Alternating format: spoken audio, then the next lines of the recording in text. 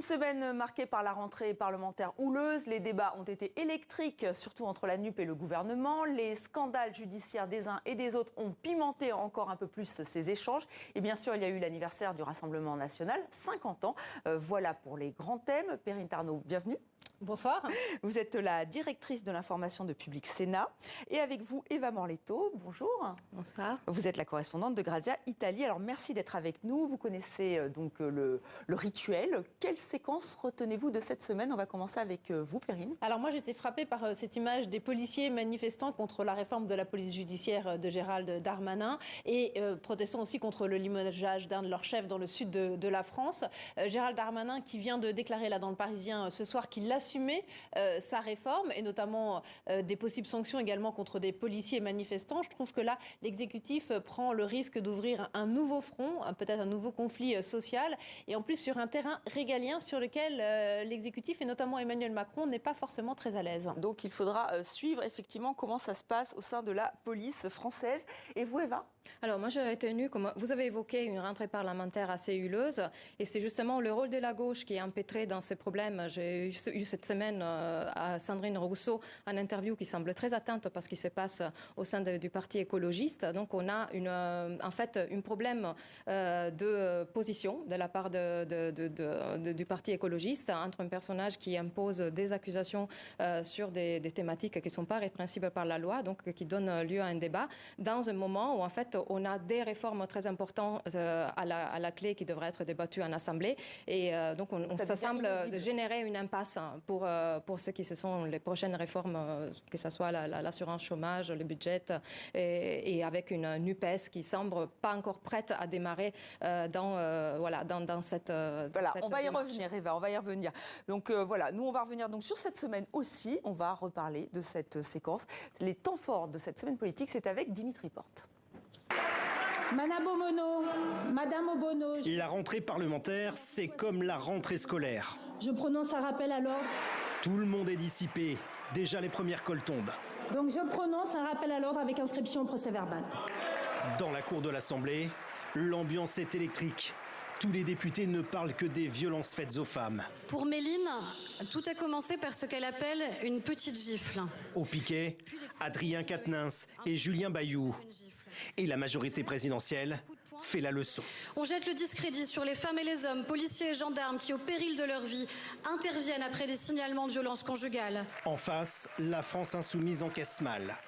Au centre, parmi les siens, Sandrine Rousseau montre sa force de conviction. Le signe des manifestations féministes des années 70 et c'est repris dans les manifestations féministes actuellement. Ça représente le vagin et le système, le sexe des femmes. Le Rousseau chaud n'a pas fait d'ombre à la mise en examen de deux bons élèves de la Macronie dans deux affaires différentes. Le ministre de la Justice ne démissionnera pas. Pas de conseil de discipline non plus pour le secrétaire général de l'Élysée, Alexis Collère. Le président de la République l'a dit lui-même, il veut son maintien. Je considère que la décision que je prends est tout à fait légitime. À l'Assemblée, comme à l'école, il y a des pics et des polémiques. En France, on n'a presque plus de pétrole dans les stations. Mais dans notre monde politique, on a toujours de la suite dans les idées. Donc on va revenir sur ce feuilleton médiatique et politique. Donc les écologistes pris au piège par cette affaire Sandrine Rousseau, Julien Bayou, est-ce qu'ils sont devenus inaudibles ? Alors à l'Assemblée nationale, c'est clair que c'était un peu inaudible ce début de session parlementaire. C'était aussi un peu le bal des hypocrites parce que chaque groupe politique se renvoyait ses affaires à la figure.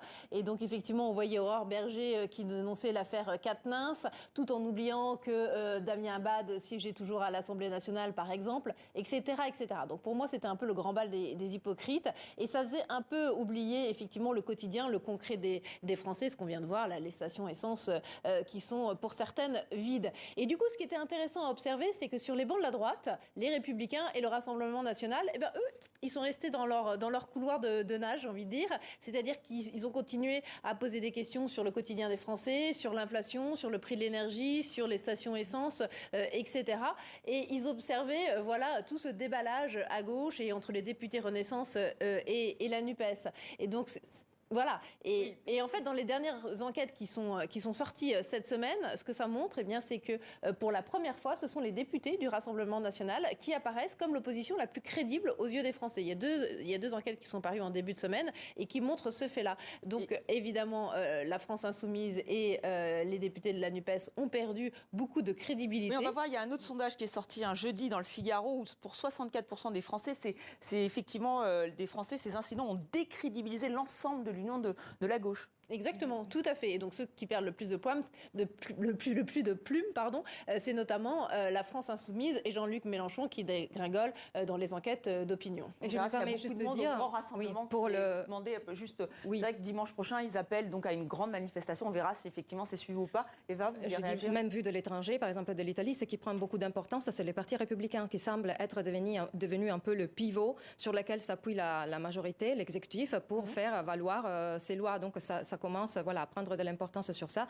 et alors que la NUPES semble perdue dans cette confusion et dans ces... Mais il y a aussi donc, ces affaires, on l'évoquait avec vous, Perrine, il y a Éric Dupond-Moretti qui est renvoyé en procès par la Cour de justice de la République pour prise illégale d'intérêt, refus de démissionner. Alexis Kohler, secrétaire général de l'Élysée, là aussi prise illégale d'intérêt, c'est pour lui. On a vu que Emmanuel Macron le soutenait. Est-ce à dire que en fait, ça n'intéresse pas les Français, ce type d'histoire ? C'est banalisé maintenant ? Non, je dirais pas que c'est banalisé, parce que pour moi, ça reste quand même des petites musiques de fond qui montrent que finalement, le combat pour une moralisation accrue de la vie publique n'est pas encore tout à fait gagné. Et c'était, on se le rappelle, le combat d'Emmanuel Macron lors de sa première campagne présidentielle en 2017. Moralisation qu'il a appliquée, par exemple, à François Bayrou, qui a dû démissionner assez vite lors du premier quinquennat. Aujourd'hui, eh bien, Emmanuel Macron, on a appris qu'il n'aimait pas se déjuger, qu'il n'aimait pas céder à la pression, qu'il n'aimait pas céder notamment à la pression médiatique. Donc Alexis Kohler, il va rester secrétaire général de l'Élysée. Je dirais que l'affaire Dupond-Moretti, c'est encore un autre cran, parce que à la prise illégale d'intérêt s'ajoute le conflit d'intérêt. En fait, Dupond-Moretti, il va être jugé par ceux-là même qui l'accusent. Donc il est partie prenante, en fait. Il est fait et cause. Il va même nommer le remplaçant de François Molins, qui est le procureur général de la Cour de cassation, qui est à la tête de la Cour de justice de la République. Il va nommer son successeur. Donc il va juger en fait celui qui est censé l'accuser. Donc je ne sais pas si vous me suivez. Ouais, c'est assez complexe, mais en fait, il y a un vrai conflit d'intérêts. Et donc, c'est d'autant plus gênant, effectivement, qu'il reste garde des Sceaux et en place, en tant que ministre. Et en ce qui concerne l'affaire Kohler, en fait, si les Français ne sont pas intéressés, ils devraient s'intéresser. Parce qu'en fait, on a, par exemple, dans les scandales de MSC, on a 2,6 milliards d'euros qui sont sur la table, qui sont celui auquel il a puisé la société dans la période du Covid. Et c'est justement une société qui a été favorise par Kohler dans ses liaisons et dans son conflit d'intérêts. Donc cette société a quand même pu prendre de la liquidité par l'État français, par les aides Covid. On est en découvert de 2,6 milliards d'euros par l'argent qui a été donné donc, par la France.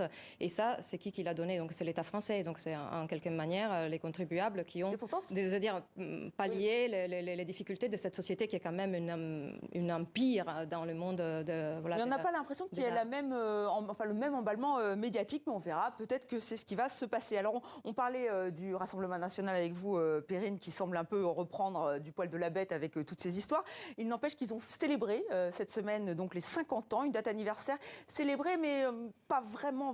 Est-ce que, en fait, je retourne vers vous, Eva Morletto, parce qu'en fait, c'est vrai qu'on fait le parallèle avec Giorgia Meloni, qui s'est donc dédiabolisée. Là aussi, c'est peut-être pour ça qu'ils n'ont pas voulu célébrer en grande pompe cet anniversaire. Oui, parce que célébrer les 50 ans aurait donc voulu reprendre un peu tous les fils du passé et voir ce qui était le parti au début et célébrer son histoire. Ce qui n'est pas forcément le but aujourd'hui du Rassemblement national, c'est d'avoir une nouvelle image. D'ailleurs, ce qui est très important, c'est que là, en novembre, seront élus les 2 nouveaux représentants et pour la première fois, aucun des 2 portera le nom Le Pen. Donc on aura Bardella, on aura Louise Alliot et aucun des 2. Donc on est toujours dans cette démarche. Et d'ailleurs, il n'y avait pas Jean-Marie Le Pen invité dans ces célébrations. Il n'y avait pas des ténors qui qui faisaient partie du passé du RN, comme Gilbert Collard et Marion Maréchal-Le Pen, qui sont passés chez Zemmour. Et donc, on a cette nouvelle image qu'on veut porter en avant. Oui, ce qui se passe avec Giorgia Meloni, c'est la même chose. C'est-à-dire essayer un peu d'oublier ses débuts dans l'Alliance nationale et dans les mouvements sociaux, donc liés de quelque manière au fascisme. Donc, oublier un peu le passé, se projeter. Pour se projeter dans un futur qui soit dédouané de tout ça.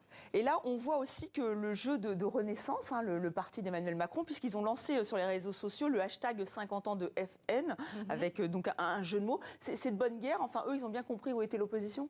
Oui, c'est de bonne guerre. Alors effectivement, ils désignent un peu les députés du Rassemblement national comme leurs premiers opposants.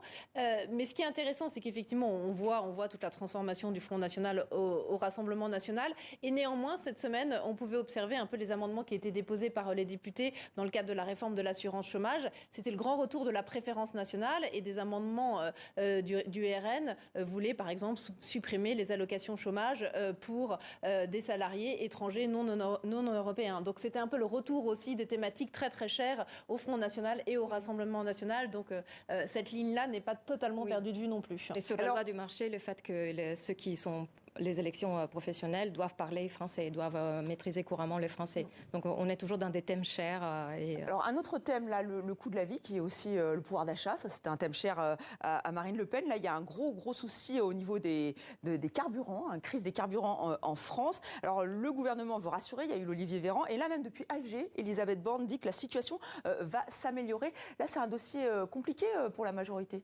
Il y a urgence même, parce que ça fait quand même plusieurs jours maintenant qu'on voit sur les chaînes d'infos en continu ces images de Français qui font la queue aux stations-service aux quatre coins de la France. Et puis évidemment, les gens ont la trouille, donc ils vont faire la queue. Enfin, tout ça, ça se nourrit. Donc il était temps effectivement qu'Elisabeth Borne réagisse. Elle le fait depuis Alger. Je pense que c'est un petit peu tard. Ils auraient pu déminer ça depuis déjà un jour ou deux. Et Total Energy a également annoncé effectivement qu'ils allaient accélérer les négociations sur les salaires avec leurs salariés en grève. Oui, dès demain. Eva Morlito, sur cette séquence politique... Je voudrais dire qu'en fait, le thématique de carburant, on l'aura longtemps, parce que quand on a vu, par exemple, sur les budgets qui a été prévu, on voit que, par exemple, sur le budget de l'écologie, on a enlevé 3 milliards pour pouvoir toujours permettre cette remise sur les carburants. C'est ce que, par exemple, les gouvernements disent. Donc, ce sera un sujet qui sera traité longtemps, parce qu'on voit que forcément, la gauche ne serait pas d'accord sur cette, disons, ristourne qui a été fait au ministère de l'écologie pour avoir moins d'argent, parce qu'on doit continuer à appuyer sur les carburants fossiles. C'est une thématique qui reviendra. Dont on reparlera dans les dimanches politiques. Surtout que voilà, on verra que les carburants, que l'approvisionnement électrique sera contrasté par la nouvelle crise énergétique due à l'Ukraine, et donc on se une verra grande dans campagne une crise de communication d'ailleurs commence demain pour la sobriété énergétique. Je vous remercie infiniment toutes les deux d'être venues sur le plateau de 64